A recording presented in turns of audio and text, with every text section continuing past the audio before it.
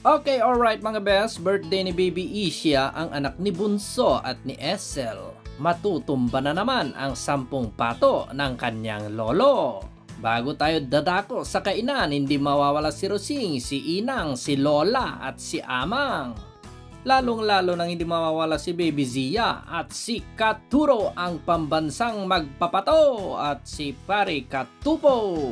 May dala tayong bibingka na gawa na Ate Joby Katabay at ang putukot tsinta at may Shanghai na gawa ni Ate Maria Tandeg. Bago pala magpatakbo mga kabest, tinitesting ko muna ang ating sakyan. At ito nga pala ang aming lugar, Abuan Bridge, Silagan Isabela. Malabo ngayon ng ilog, kaya walang magpipiknik. Biglang nagduling si Rosing. Wala na kaming diesel, kaya nagpa-diesel kami dito sa may Villavelda, Ilagan Isabela. Tayo magpatuloy. Ayun, nakarating na kami dito sa may Bacnor, Burgos, Isabela. Agad ko namang ibinaba ang putukot tsinta at Shanghai. Dala naman na Amang ang isang karton na bibingka at naabutan namin si ate nagluluto. Ayun o, kumukulo na. Ganon din si kuya. Nagkigisa na. Shoutout nga pala sa mga kasama niya. Yan si Uncle Elio, ang lolo ni Isha, na tatay ni Essel, may bit-bit na isda.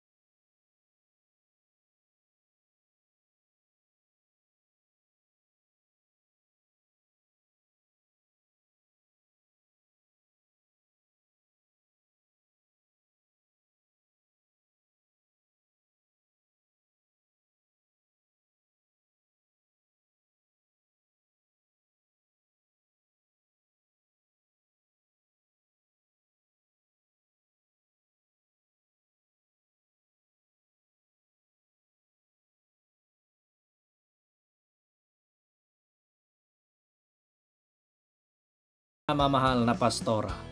Happy birthday to you. Happy birthday to you. Happy birthday, happy birthday, happy birthday to you. Birthday to you. Happy birthday to you.